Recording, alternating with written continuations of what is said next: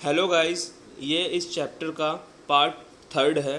Part 1 और 2 का link description में दिया हुआ है, उसे प्लीज़ ज़रूर देखिएगा, तभी ये थर्ड पार्ट आपको अच्छे से समझ में आएगा। चलिए वीडियो शुरू करते हैं। ये सारे नोट्स मैंने हाथों से लिखे हैं एनसीईआरटी की बुक्स और बाकी सारी बुक्स को पढ़ करके, ताकि एग्ज़ाम में आपका कोई भी ऐसा पॉइंट ना बचे जिसमें से आपके मार्क्स कट सकते हों इलेक्ट्रिसिटी की थ्योरी में। Alright, in many practical cases it is necessary to increase or decrease the current in an electric circuit। Electric circuit क्या होता है, इसके लिए आपको मेरी प्रीवियस वीडियोस देखनी पड़ेंगी इस चैप्टर की, मैंने उनमें बताया हुआ है। तो इलेक्ट्रिक सर्किट में करंट को अगर हमें कम करना है और अगर करंट को हमें अपने मन के हिसाब से ज़्यादा करना है, कभी कभी हमें ऐसा करने का मन करता है कि हम करंट को कम भी करें और करंट को ज़्यादा भी करें अपनी ज़रूरत के हिसाब से इलेक्ट्रिक सर्किट में। तो फिर वो हम कैसे करेंगे? A component to regulate current without changing the voltage source is called variable rheostat. Component का मतलब होता है चीज़।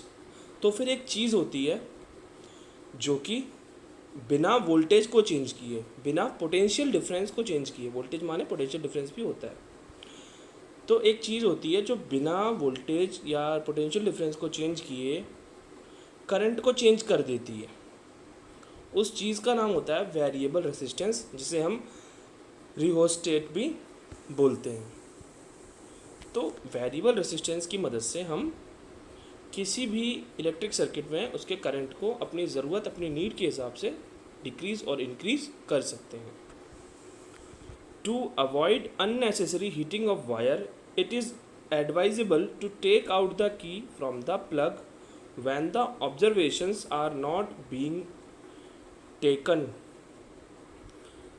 यहाँ पर जो वर्ड है to take out the key from the plug, इसका मतलब होता है हिंदी में स्विच को बंद कर देना।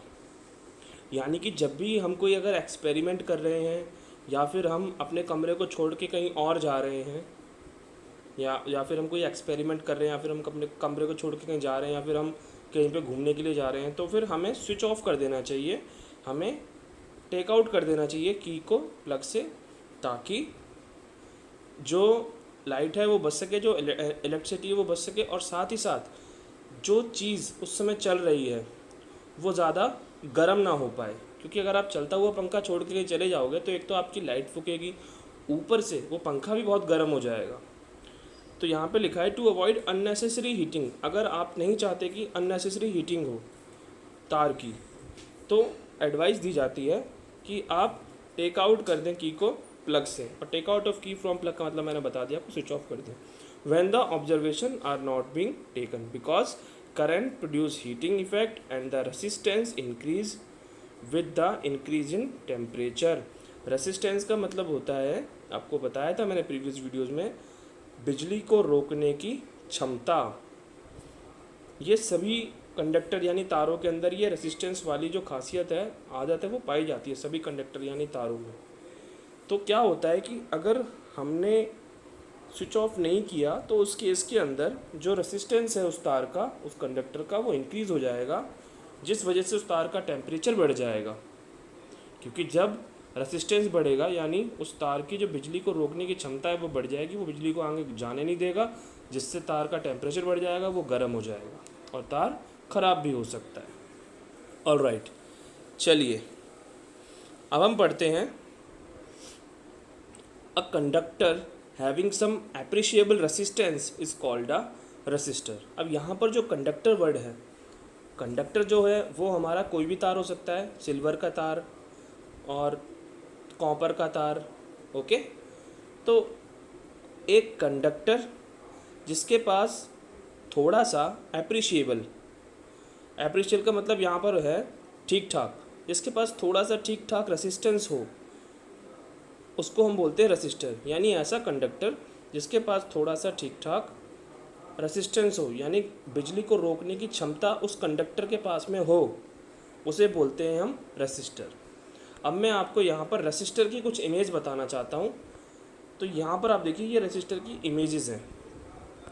अब यहाँ पर ये कोई भी तार रहा हो, चाहे ये तांबे का तार रहा हो, चाहे ये सिल्वर का तार रहा हो, इस तार को आप देख रहे हैं यहाँ पे थोड़ा सा मोड़ा गया है।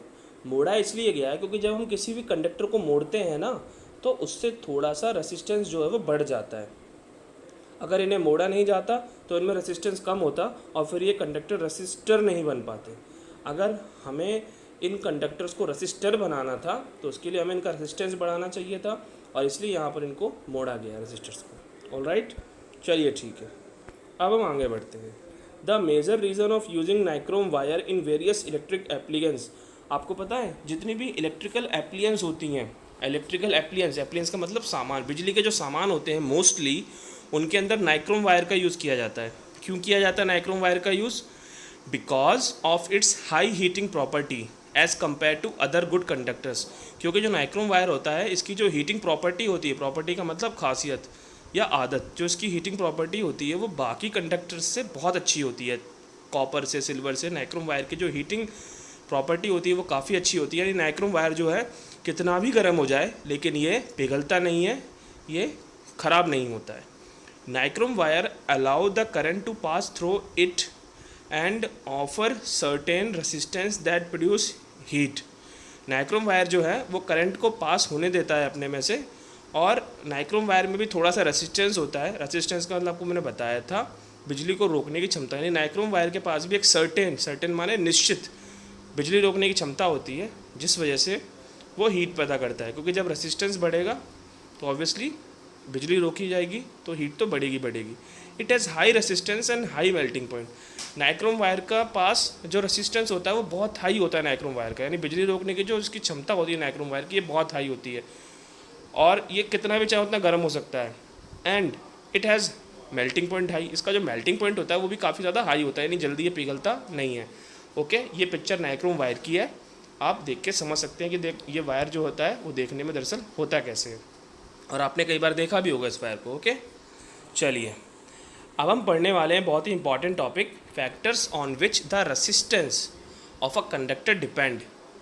यानी कि ऐसी कौन कौन सी बातें हैं जिस वजह से किसी भी कंडक्टर का जो रेसिस्टेंस है, बिजली रोकने की क्षमता है, वो बढ़ सकती है और कम भी हो सकती है। यानी कैसे हम किसी कंडक्टर का रेसिस्टेंस बढ़ा सकते हैं और कैसे कम कर सकते हैं। यानी कि कैसे हम किसी कंडक्टर में बिजली को रोकने की क्षमता को बढ़ा सकते हैं और कैसे हम किसी कंडक्टर में बिजली को रोकने की क्षमता को कम कर सकते हैं। Resistance of conductor is directly proportional to the length of the conductor. Directly proportional का मतलब क्या होता है? इसका मतलब होता है कि अगर रेसिस्टेंस बढ़ेगा तो लेंथ भी बढ़ेगी। आप ऐसे समझ लीजिए, अगर लेंथ ज़्यादा है किसी वायर की तो उसका रेसिस्टेंस भी ज़्यादा होगा, और जिस वायर की लेंथ कम है उस वायर का रेसिस्टेंस भी कम होगा। ये मतलब है यहाँ पर डायरेक्टली प्रोपोर्शनल से। For example, the ammeter reading decrease to 1/2 when the length of wire is double. अगर हम किसी वायर की लेंथ को डबल करते हैं तो जो रीडिंग है एमीटर की वो आधी हो जाती है। एमीटर क्या होता है? एमीटर क्या रीड करता है, क्या बताता है हमें? तो एमीटर में बताता है कि किसी तार में करंट कितना जा रहा है। तो अगर आप लेंथ कर दोगे वायर की डबल तो उससे क्या होगा? वायर की लेंथ डबल हो गई है, यानी उस तार में जो रेसिस्टेंस होगा वो भी डबल हो जाएगा, क्योंकि रेसिस्टेंस और लेंथ डायरेक्टली प्रोपोर्शनल होते हैं एक दूसरे के। तो अगर आप किसी वायर के अंदर लेंथ को डबल कर दोगे तो उस वायर का रेसिस्टेंस भी डबल हो जाएगा, यानी उस वायर की बिजली को रोकने की जो क्षमता है वो भी डबल हो जाएगी, जिस वजह से वो ज़्यादा बिजली रोकेगा। अब जब वो ज़्यादा बिजली रोक देगा तो फिर करंट का फ्लो ज़्यादा होगा नहीं, उसमें करंट का फ्लो जो है वो कम हो जाएगा। तो आप यहाँ देख रहे हैं ये लिखा है, तो एमीटर की जो रीडिंग है वो आधी हो जाती है, क्योंकि एमीटर फिर बताता है कि जो करंट है वो ज़्यादा फ्लो नहीं हो रहा है। अगर हम वायर को डबल कर देते हैं तो the ammeter reading increase to double when the length of wire is half. लेकिन अगर हम वायर की लेंथ को आधा कर देंगे तो उस वायर में जो रेसिस्टेंस होगा वो भी आधा हो जाएगा, जिस वजह से करंट ज़्यादा फ्लो होगा, और जो एमीटर है वो हमें करंट की ज़्यादा रीडिंग देगा, वो ज़्यादा बताएगा कि करंट ज़्यादा फ्लो हो रहा है। यहाँ पर रीडिंग का मतलब है बताना करंट के बारे में।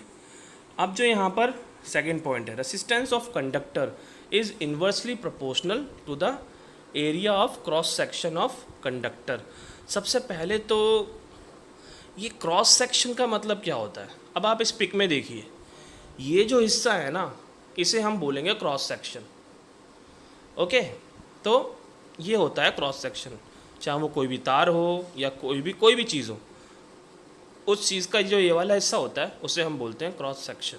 ठीक है, तो अगर किसी कंडक्टर की हम बात करते हैं तो जिसका क्रॉस सेक्शन एरिया, यानी जिसका जो क्रॉस सेक्शन एरिया है वो अगर ज़्यादा है किसी वायर का या कंडक्टर का तो उसका रेसिस्टेंस बहुत कम होगा।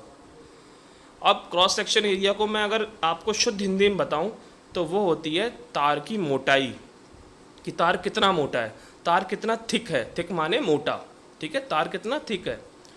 तो अगर किसी तार का क्रॉस सेक्शन एरिया ज़्यादा है यानी कि वो तार ज़्यादा मोटा है, ज़्यादा थिक है, तो उसका रेसिस्टेंस कम होगा। और अगर किसी तार की मोटाई कम है, क्रॉस सेक्शन एरिया कम है, थिकनेस कम है, तो उसका रेसिस्टेंस ज़्यादा होगा।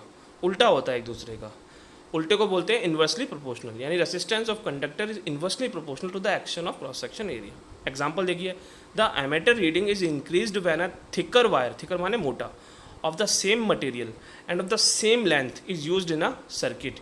यानी कि मान लीजिए कोई इलेक्ट्रिक सर्किट है, उसमें एक तार लगा हुआ था और जो तार था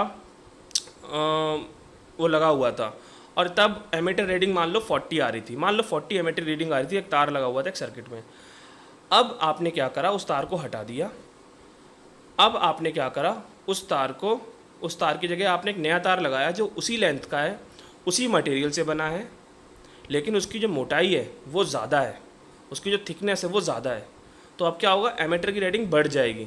अभी वो 40 दिखा रहा था करंट, है वो 60 या 50 या 70 दिखाने लग जाएगा, क्योंकि यहाँ पर थिकनेस आपने तार की बढ़ा दी है, जिस वजह से जो रेसिस्टेंस है वो कम हो गया है। यानी बिजली को अब ज़्यादा नहीं रोका जा रहा उस तार के अंदर, अब अच्छे से करंट फ्लो हो रहा है। तो ऑब्वियसली एमीटर की रीडिंग जो है वो बढ़ जाएगी, क्योंकि एमीटर जो है वो करंट को ही शो करता है, करंट को रीड करता है वो। Third point, resistance depend on the nature of its material, यानी जो रेसिस्टेंस होता है वो मटेरियल के नेचर पे भी डिपेंड करता है कि वो कॉपर का तार है, सिल्वर का तार है, एल्युमिनियम का तार है, वो किसका तार है। क्योंकि कॉपर का अलग रेसिस्टेंस होगा, यानी कॉपर के अंदर करंट को रोकने की जो क्षमता है वो अलग होगी, सिल्वर में करंट को रोकने की क्षमता अलग होगी, और एल्युमिनियम में करंट को रोकने की क्षमता अलग होगी। तीनों की क्षमताएं जो हैं वो अलग अलग होंगी करंट को रोकने की, तीनों में रेसिस्टेंस अलग अलग होगा। तो यानी अगर हम मटेरियल का नेचर चेंज कर देंगे, यानी अगर हम कॉपर की जगह सिल्वर का वायर लगा देंगे इलेक्ट्रिक सर्किट में तो भी रेसिस्टेंस चेंज हो जाएगा। अगर हम सिल्वर की जगह एल्युमिनियम का वायर लगा देंगे इलेक्ट्रिक सर्किट में तो भी रेसिस्टेंस चेंज हो जाएगा। तो वही यहाँ पे लिखा है, for example a changing in ammeter reading is observed, observed का मतलब यहाँ पे है पता चलना, ठीक है। A change in ammeter reading is observed when a wire of different material, दूसरे मटेरियल का वायर जिसकी लेंथ सेम हो, क्रॉस सेक्शन एरिया सेम हो, जब उसका यूज़ करते हैं तो फिर जो एमीटर की रीडिंग है वो चेंज हो जाती है। ओके, तो रेसिस्टेंस जो होता है वो डिपेंड करता है मटेरियल पे। Fourth point, resistance of conductor is directly proportional to the temperature of conductor. Directly proportional का मतलब कि अगर किसी कंडक्टर का, किसी वायर का टेम्परेचर बढ़ेगा, वो गर्म होगा, तो उसका रेसिस्टेंस भी बढ़ेगा, और अगर टेम्परेचर कम होगा तो रेसिस्टेंस भी कम हो जाएगा, ठीक है। और उसके बाद में रेसिस्टिविटी। अब ये जो रेसिस्टिविटी है इसकी डेफिनेशन तो यहाँ पर लिखी पड़ी है, और रेसिस्टिविटी को हम छोटे पी से दिखाते हैं, हम रेसिस्टिविटी को छोटे पी से डिनोट करते हैं। अक्सर आप लोग क्या करते हो, आप लोग यहाँ पे बड़ा पी यूज़ कर लेते हो और पेपर में आपका वो कट जाता है, आपको यहाँ हमेशा छोटा पी यूज़ करना है, ठीक है। अब यहाँ लिखा क्या है, the resistivity of a material is defined as the resistance of the material per unit length and per unit cross section area at a specified temperature. दरअसल ये डेफिनेशन कुछ और नहीं, ये फॉर्मूला है जो मैंने यहाँ पर लिखा है। आप इस फॉर्मूला को याद कर लीजिए, P इक्वल्स टू ये जो भी लिखा पड़ा है फॉर्मूला, यही फॉर्मूले से ये डेफिनेशन बनी है। आप इसको मैच करेंगे आपको समझ में आ जाएगा। एक चीज़ यहाँ पर देखिए, it is a characteristic property of a material, यानी कंडक्टर। अगर पेपर में आता है कि which is the characteristic property of a material या which is the characteristic property of conductor, तो उसका एक सिंपल सा आंसर है रेसिस्टिविटी। ऑलराइट, लेकिन ये रेसिस्टिविटी डिपेंड किस पे होती है? Okay, the resistivity of a material depend on the nature of temperature, यानी कि दो चीज़ों पे डिपेंड होती है रेसिस्टिविटी, एक तो नेचर पे और एक टेम्परेचर पे। यानी कि अगर आप किसी वायर का नेचर चेंज करते हो, नेचर चेंज करने का मतलब अगर आप कॉपर की जगह सिल्वर यूज़ करते हो या फिर आप सिल्वर की जगह एल्युमिनियम यूज़ करते हो, यानी अगर आप वायरों को चेंज कर देते हो तो इनका मतलब होता है नेचर को चेंज करना। तो अगर आपने किसी वायर का नेचर चेंज करा है तो आप बोल सकते हो कि उसकी रेसिस्टिविटी भी चेंज होगी। या फिर अगर टेम्परेचर चेंज हो गया वायर का, पहले गर्म था ठंडा हो गया या ठंडा था गर्म हो गया, तो भी रेसिस्टिविटी चेंज होगी।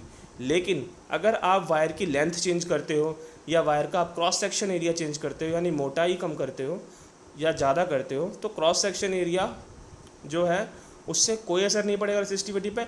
लेंथ चेंज करने से भी रेसिस्टिविटी पे कोई असर नहीं पड़ेगा। एग्जाम में क्वेश्चन आ सकता है कि अगर हम किसी वायर की लेंथ को डबल कर देते हैं या हाफ कर देते हैं तो बताइए उससे रेसिस्टिविटी पे क्या असर पड़ेगा। आप बोलोगे कोई इफेक्ट नहीं पड़ेगा, क्योंकि रेसिस्टिविटी पे क्रॉस सेक्शन एरिया और आपका लेंथ का कोई असर नहीं होता, लेकिन इस पर नेचर और टेम्परेचर का असर होता है मटेरियल का। हाँ, लेंथ और क्रॉस सेक्शन एरिया का जो की वजह से जो असर है वो रेसिस्टेंस पे पड़ता है, जिनके बारे में हमने ऊपर यहाँ पर पढ़ लिया था। ठीक है, रेसिस्टेंस के बारे में, factor on which the resistance of a conductor depend. इस पर रेसिस्टेंस पे असर पड़ सकता है लेंथ का और आपका क्रॉस सेक्शन एरिया का, बट रेसिस्टिविटी पे असर नहीं पड़ता। इन पर केवल नेचर और टेम्परेचर का ही असर पड़ता है। ऑलराइट, अब यहाँ पे क्या लिखा हुआ है, the metals and alloys have very low resistivity in the range of 10⁻⁸ to 10⁻⁶। अब यहाँ पर 10⁻⁸ का मतलब क्या है? बच्चे सोचते हैं कि ये ऐसे लिखा हुआ है, नहीं, ये गलत है। दरअसल ये ऐसे नहीं लिखा, क्योंकि यहाँ माइनस लिखी हुई है इसके ऊपर, 10 के ऊपर।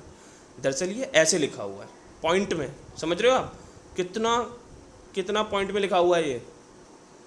ओके, तो ये बहुत कम है ना पॉइंट में, तो है कि नहीं? पॉइंट में अगर कोई चीज़ आ रही है तो वो कम ही तो है कि ज़्यादा है? पॉइंट में कोई चीज़ आती है तो वो कम होती है। तो हम इसलिए बोल रहे हैं कि मेटल और एलॉयज़ जो हैं उन सब की जो रेसिस्टिविटी होती है, यानी मेटल और एलॉयज़ में करंट को रोकने की जो क्षमता होती है वो बहुत कम होती है, इसलिए इनमें लाइट अच्छे से फ्लो हो जाती है, करंट अच्छे से चला जाता है इनमें, क्योंकि बिजली को ज़्यादा रोकते नहीं है। तो मेटल और एलॉयज़ जो होते हैं इनके अंदर लो रेसिस्टिविटी होती है, क्योंकि इनकी जो रेंज है रेसिस्टिविटी की वो होती है 10⁻⁸ 10⁻⁶, यानी जितना भी मेटल है, लोहा, तांबा, चांदी, सोना, जितने भी एलॉयज़ हैं, नाइक्रोम है ना, आपका ब्रोंज, जो भी हैं, इन सभी की जो रेसिस्टिविटी होगी वो 10⁻⁸ से 10⁻⁶ के बीच में ही होगी। और यहाँ पर आप जो देख रहे हैं ओम मीटर लिखा हुआ है, ये जो ऐसा यूनिट है यहाँ पर रेसिस्टिविटी का, ये रेसिस्टिविटी का ऐसा यूनिट है। ठीक है, हाउएवर माने फिर भी, an alloy resistivity is generally higher than that of its constitute material. अभी मैंने आपको ऊपर बताया कि मेटल और एलॉय जो हैं इन दोनों की रेसिस्टिविटी लो होती है, फिर भी अगर हम मेटल और एलॉय को कंपेयर करने लग जाएं कि इन दोनों में किसकी ज़्यादा है, तो एलॉय की जो रेसिस्टिविटी है वो मेटल से थोड़ी ज़्यादा होती है। ठीक है, क्यों? बिकॉज ये बहुत अच्छा आंसर है यहाँ से कि क्यों ज़्यादा होती है एलॉय की रिएक्टिविटी मेटल से। तो इसका आंसर है because alloy do not oxidize, यानी एलॉय अच्छी आसानी से ऑक्सीडाइज नहीं होते, जलते नहीं है, रीडली एट हाई टेम्परेचर। कितना भी हाई टेम्परेचर हो, जल्दी ये एलॉय जो है वो बर्न नहीं होते। दैट इज़ वाई, इसीलिए they are commonly used in electrical heating device. इसीलिए हम इनका आमतौर पर, कॉमनली माने होता है आमतौर पर, हम इनका इस्तेमाल करते हैं इलेक्ट्रिकल हीटिंग डिवाइस में। जैसे आयरन प्रेस, हम नहीं करते कपड़ों पे प्रेस, ओके, तो वो एक इलेक्ट्रिकल हीटिंग डिवाइस है। या फिर हीटर, ये भी इलेक्ट्रिकल हीटिंग डिवाइस है। तो इनके अंदर मोस्टली हम एलॉयस का यूज़ करते हैं इनको बनाने में, ताकि हाई टेम्परेचर पर भी ये बर्न ना हो, ऑक्सीडाइज ना हो और आराम से जलते रहे। Okay, range of reactivity in insulator. अब इंसुलेटर माने प्लास्टिक, लकड़ी, इनकी रेंज की बात कर लेते हैं तो इनकी रेसिस्टिविटी बहुत हाई होती है। देखो 10⁻12, माइनस में नहीं है ये, इसका मतलब ऐसे लिखना है ये, ओके, और 10⁻17, इनके बीच में होती है इनकी रेसिस्टिविटी, इतनी ज़्यादा होती है रेसिस्टिविटी। ठीक है, और ये रेसिस्टिविटी का ऐसा यूनिट होता है ओम मीटर। अब इतनी ज़्यादा इनकी होती है रेसिस्टिविटी इंसुलेटर्स की, यानी इनके अंदर करंट को रोकने की क्षमता बहुत ज़्यादा होती है, करंट को फ्लो होने देते ही नहीं है, इसलिए हम लोग इनके वायर नहीं बनाते लकड़ी के और प्लास्टिक के। अब copper and aluminium are used for electrical transmission lines as they have low resistivity. Copper और एल्यूमिनियम, आपको पता है ये दोनों मेटल ही हैं, और आपको मैंने बताया था मेटल और एलॉय की दोनों की रेसिस्टिविटी लो होती है। तो copper and aluminium are used for electrical transmission का मतलब होता है इधर से लेकर के उधर कर देना, उधर से लेकर के इधर कर देना, यानी लाइट को ट्रांसमिशन करने के लिए जो हम यूज़ करते हैं वायर्स को, वो कॉपर और एल्यूमिनियम के बने होते हैं, क्योंकि रेसिस्टिविटी बहुत लो है। अब पेपर में अगर आ सकता है तो आप इन दोनों की रेसिस्टिविटी यहाँ से याद कर देना, 1.62 और 2.63 whatever। Alright, N alloy used in making heating elements for electric heating device in nichrome. अगर कोई एलॉय है जिसका इस्तेमाल हम करते हैं हीटिंग एलिमेंट्स बनाने के लिए, यानी हम आयरन प्रेस बनाने के लिए, हीटर बनाने के लिए, अगर हम किसी एलॉय का यूज़ करते हैं तो वो नाइक्रोम है, जिसका मैंने डायग्राम आपको ऊपर बताया, दिखाया भी था। अब there are two method to joining the resistors together. Resistors का मतलब आपको मैंने बताया था कि अगर किसी हम कंडक्टर को तोड़ मरोड़ करके, ये रही उसकी पिक, अगर हम किसी कंडक्टर को तोड़ मरोड़ करके कर दें ताकि उसका रेसिस्टेंस बढ़ जाए तो फिर वो कंडक्टर जो है वो रजिस्टर कहलाएगा। अगर हम उसको थोड़ा तोड़ दें, मतलब उसको थोड़ा मोड़ दें, अगर रजिस्टर को, कंडक्टर को सॉरी, अगर हम किसी कंडक्टर को मोड़ देते हैं तो फिर वो रजिस्टर बन जाता है। और मोड़ने से क्या होता है कि उसका रेसिस्टेंस जो है वो थोड़ा बढ़ जाता है, यानी बिजली को रोकने की क्षमता उसमें बढ़ जाती है। तो अगर हमें किसी इलेक्ट्रिक सर्किट के अंदर, इलेक्ट्रिक सर्किट आपको पता ही है, इसमें लाइट फ्लो करती है, आपको मैंने प्रीवियस वीडियोस में बताया था।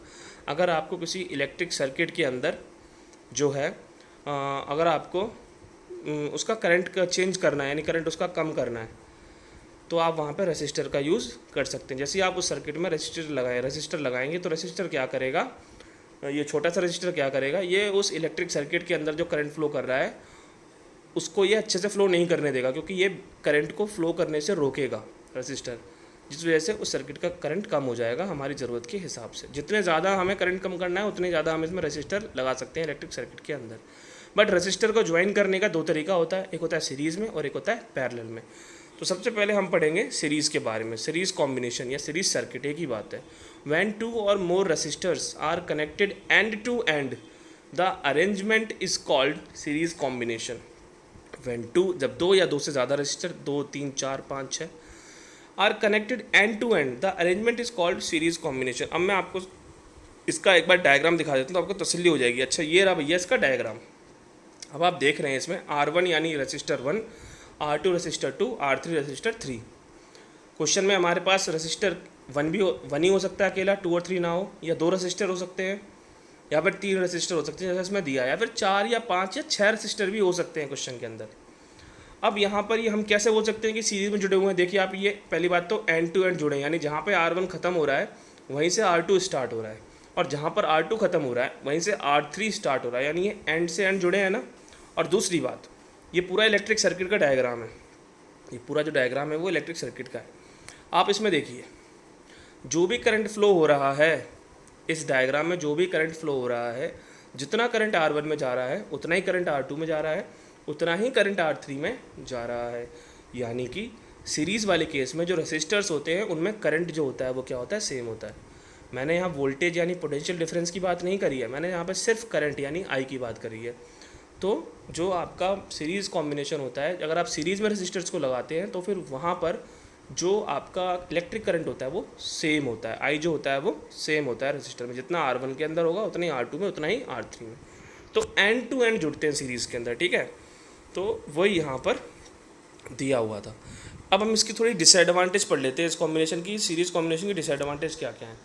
तो पहला पॉइंट है, each time there is damage break in any one of the resistor the entire circuit will not function. For example, if one light bulb goes out, all the other light will go off because the electrical path in the broken is cut off. The broken. अब ये figure देखिए, diagram देखिए अब आप इस diagram में क्या देख रहे हैं, सारे बल्ब जो है वो एक लाइन से लगे हुए हैं, सारी लाइटें। अब इनमें से अगर एक भी बल्ब ख़राब हो जाएगा ना तो पता है पूरी की पूरी जो लाइन है ना, ये लड़ी जो है ये पूरी ख़राब हो जाएगी, क्योंकि एक बल्ब खराब हो गया सारे खराब हो जाएंगे, क्योंकि सारे सीरीज़ में लगे हैं, इनका एक एंड दूसरे से जुड़ा हुआ है। ओके, तो करंट का जो ज़रिया है वो केवल एक ही जगह से करंट आ रहा है इनके अंदर, बोर्ड से। सब सारे बल्बों के लिए केवल एक तार बोर्ड में लगा होगा। अब अगर एक बल्ब ख़राब होगा तो वहाँ से करंट आगे जाएगा नहीं, जिससे बाकी के सारे बल्ब भी नहीं जलेंगे। तो ये उसका डिसएडवांटेज होता है। पहला पॉइंट यही कह रहा था। दूसरा पॉइंट क्या कहता है इसका डिसएडवांटेज का, if there are many bulb in a series circuit with a battery, it is very likely that the light will be dimmer.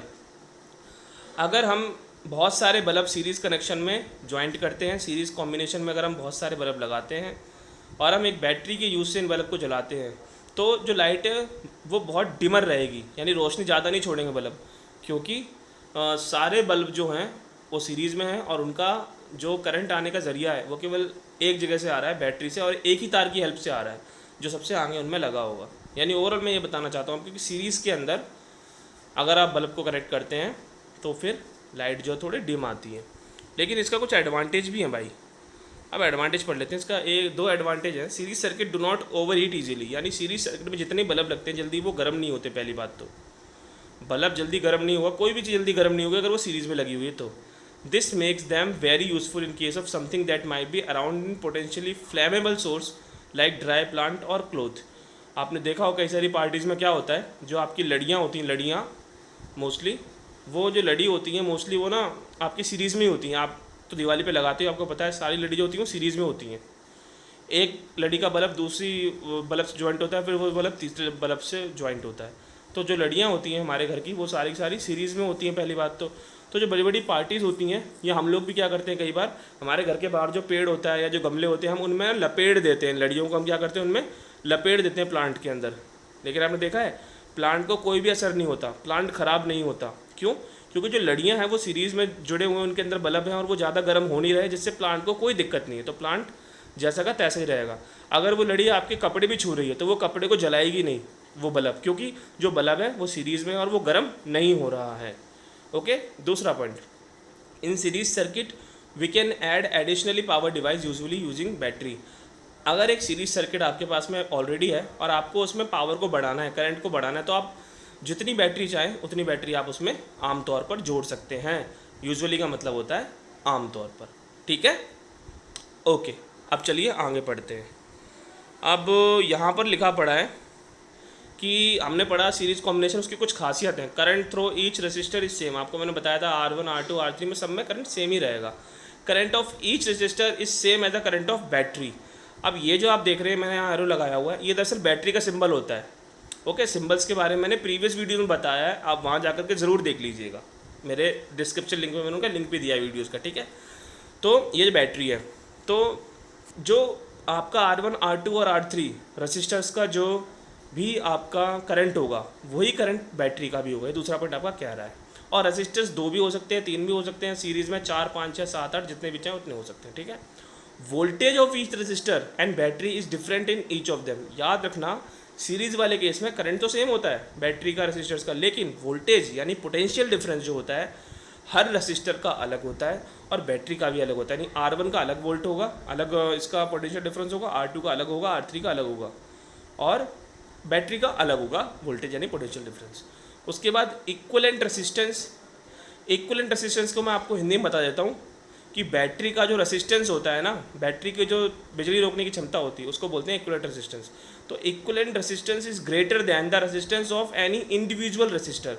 Individual का मतलब होता है अकेले। अगर हम किसी अकेले रेसिस्टर की बात कर रहे हैं, मान लो हम R1 की बात कर रहे हैं, तो जो बैटरी का इक्विवेलेंट रेसिस्टेंस होगा वो R1 के रेसिस्टेंस से ज़्यादा होगा। अगर हम R2 की बात करें तो R2 से भी ज़्यादा बैटरी का रेसिस्टेंस होगा।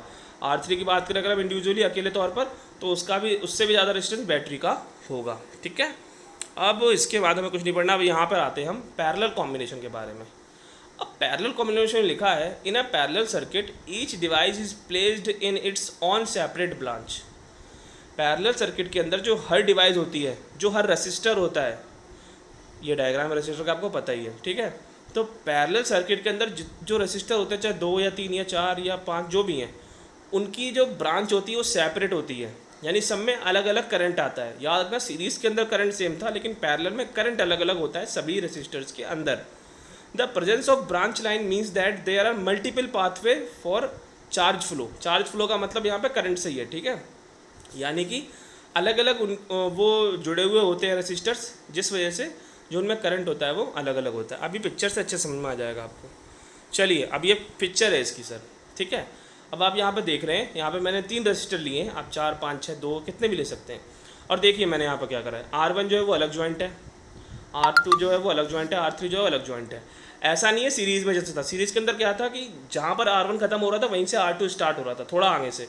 जहाँ पे R2 खत्म वहीं से थोड़ा आगे से R3 स्टार्ट हो रहा था और उसमें करंट सेम था। लेकिन इसमें करंट जो है वो अलग अलग होगा। R1 का अलग करंट होगा, R2 का अलग, R3 का अलग और बैटरी का अलग करंट होगा। आई माने करंट, तो ये सबका अलग अलग होगा। ओके, तो ये इस तरह से होता है आपका ये। अब देखिए सर, इसमें एडवांटेज पढ़ लेते हैं। इसकी एडवांटेज बहुत सारी है, 4 एडवांटेज मैंने यहाँ पे लिखी हैं। The great thing about parallel circuit is that even when one bulb burnt out the other bulb will work because the electrically is not flowing through one path. यानी कि अगर हमने बल्ब्स को पैरेलल सर्किट की तरह लगाया हुआ है तो अगर एक बल्ब जल भी जाए तो ख़राब भी हो जाए तो बाकी बल्ब जलते रहेंगे। जैसे हमारे घर के अंदर जितना भी कनेक्शन होता है ना, वो मोस्टली कैसा होता है, पैरेलल होता है। यानी अगर हमारे घर का बल्ब ख़राब हो गया ऊपर कमरे का, तो हमारे बल्ब का जो नीचे कमरे का जो बल्ब है वो जलता रहेगा। या फिर मैं बोलूँ कि अगर हमारा नीचे कमरे का पंखा ख़राब हो गया तो हमारा जो ऊपर कमरे का पंखा है 3rd फ्लोर का या 4th फ्लोर का वो भी जलता ही रहेगा, वो पंखा चलता ही रहेगा, क्योंकि पैरेलल हमारे घर में कनेक्शन होता है। ठीक है, ओके। दूसरा point, another great thing is that the bulb in a parallel circuit do not dim out like the case in series. अब दूसरा पॉइंट यहाँ पर ये है कि सीरीज़ में क्या आता है, लाइट डिम हो जाती है। बल्ब अगर सीरीज़ में लगे हैं तो वो लाइट डिम देंगे, लेकिन इसमें ऐसा नहीं है। इसमें अगर बल्ब पैरेलल में है तो उन सब में करंट अलग अलग होगा, ओके, क्योंकि पैरेलल में करंट अलग अलग होता है, सीरीज़ की तरह नहीं होता, जिस वजह से उनमें लाइट डिम नहीं होगी, लाइट एकदम फुल आएगी। This is because the voltage across one branch is same as the voltage across all the other branches. यानी पैरेलल में वोल्टेज सेम होता है लेकिन करंट अलग होता है, इसमें वोल्टेज सेम होता है। ठीक है, अगला पॉइंट क्या है, डिफरेंस एप्लियंस, एप्लियंस माने बिजली के सामान, have different requirement of current. यानी जितने बिजली के सामान हमारे घर में होते हैं सबको अलग अलग करंट चाहिए होता है। फ्रिज को ज़्यादा करंट चाहिए, फ्रिज को, एसी को और भी ज़्यादा चाहिए, है ना, बल्ब को थोड़ा करंट चाहिए, ओके। तो हर किसी एप्लियंस को अलग अलग करंट चाहिए होता है, okay. This can not be satisfied in series. अब सीरीज़ के अंदर करंट सेम होता है, इस वजह से ज़रूरत के हिसाब से करंट नहीं मिल पाता फ्रिज को या फिर बल्ब को, जिसको जितना चाहिए। किसी को ज़्यादा मिल जाता है करंट, किसी को कम मिल जाता है, क्योंकि करंट सब में सेम होता है। इस वजह से मान लीजिए करंट है 40, हमारे घर में करंट है 40, मैंने एग्जांपल लिया है। अब मान लीजिए फ्रिज को चाहिए 60 लेकिन उसको तो 40 जा रहा है, बल्ब को चाहिए 20 लेकिन उसको भी 40 जा रहा है। तो ये दिक्कत है ना, जिसको जितना चाहिए उतना तो जा नहीं रहा है। तो कोई डिम है, कोई बहुत ज़्यादा आवाज़ कर रहा है, फालतू में लग रहा है अभी फूट जाएगा सीरीज़ में, ऐसा भी हो सकता है। अब पैरेलल में ऐसा नहीं होता, पैरेलल में करंट अलग अलग होता है, जिसको जितना करंट चाहिए उतना मिल जाता है। हमारे घर में फ्रिज रखा है तो उसको जितना करंट चाहिए उतना करंट उसको मिल जाता होगा, पैरेलल में हमारा कनेक्शन है, इसलिए हमारे घर में जो पंखा है उसको जितना करंट चाहिए उतना मिल जाएगा, बल्ब को जितना करंट चाहिए उतना मिल जाएगा, जो सीरीज़ में पॉसिबल नहीं था। ओके ओके, 4th पॉइंट देखते हैं, in parallel combination it is very easy to connect disconnect a new appliances. Appliances का मतलब होता है बिजली का, सॉरी आपको लाइट का सामान, चाहे पंखा, कूलर, जो भी आपको चाहिए, बल्ब, ये सब एप्लियंस होते हैं। पैरेलल कॉम्बिनेशन के अंदर आप आराम से किसी भी एप्लियंस को डिस्कनेक्ट यानी हटा सकते हो और लगा भी सकते हो, लेकिन सीरीज़ में पॉसिबल नहीं था। अब वोल्टेज की कुछ खासियत पढ़ लेते हैं हम लोग। तो वोल्टेज जो होता है वो सेम, वोल्टेज सेम होते हैं पैरेलल में, पैरेलल वोल्टेज सेम होता है रेसिस्टर्स के अंदर। R1 R2 R3 तीनों का जो रेसिस्टेंस जो वोल्टेज होगा वो सेम होगा। Total voltage of battery is same the voltage of resistor, यानी बैटरी का जो वोल्टेज होगा वही वोल्टेज बाकी सारे रेसिस्टर्स का भी होगा। अगर बैटरी का वोल्टेज 30 है तो R1 का भी 30 होगा वोल्टेज, वोल्टेज माने पोटेंशियल डिफरेंस, R2 का भी 30 होगा, R3 का भी 30 होगा। करंट जो होता है वो अलग अलग होता है, ये 3rd पॉइंट आपको कह रहा है, current of each resistor of battery is different. 4th point, equivalent resistance. Equivalent resistance का मैंने मतलब बताया था, बैटरी का जो रेजिस्टेंस होता है, बैटरी के पास जो बिजली को रोकने की क्षमता होती है, करंट को रोकने की क्षमता होती है, उसे बोलते हैं इक्वल रेजिस्टेंस बैटरी का। तो जो बैटरी का इक्वल रेजिस्टेंस होता है वो कम होता है किससे, इंडिविजुअल रेजिस्टर से, यानी इंडिविजुअल माने अकेले। अगर मैं अकेले R1 की बात करता हूँ तो उससे भी बैटरी का रेजिस्टर जो होगा, रेजिस्टेंस जो होगा वो कम होगा। अगर अकेले मैं R2 की बात करता हूँ तो उससे भी बैटरी का रेजिस्टेंस जो है वो क्या होगा, कम होगा। लेकिन सीरीज़ वाले केस में इसका उल्टा था, आपने पढ़ा था अभी ऊपर, ठीक है। 5th पॉइंट है reciprocal of equivalent resistance. Reciprocal का मतलब होता है उल्टा, इक्विवेलेंट रेजिस्टेंस का उल्टा जो होता है वो बराबर होता है sum of reciprocals of individual resistance. मैंने फॉर्मूला यहाँ पे लिख के दिखा दिया है, आप समझ गए होंगे कि मैं किसकी बात कर रहा हूँ, ठीक है। मैंने लिखा है ना 1/RP, RP माने parallel resistance, 1/R1, 1/R2, 1/R3। तो इस तरह से मैंने यहाँ पर दिखाया हुआ जो फॉर्मूला 4th पॉइंट कह रहा था, मैंने उसको फॉर्मूला के तौर पे यहाँ पे दिखा दिया, ठीक है। ऑल राइट, तो ये वीडियो में इतना ही। इसके बाद आखिरी पार्ट आएगा, 4th पार्ट इस वीडियो का, आप उसे भी देखिएगा, ओके। आप मुझे बताइए कमेंट करके आपको वीडियो कैसी लगी, लाइक कीजिए प्लीज़, सब्सक्राइब कीजिए मेरे चैनल को और बने रहिए मेरे चैनल के साथ में। बाय।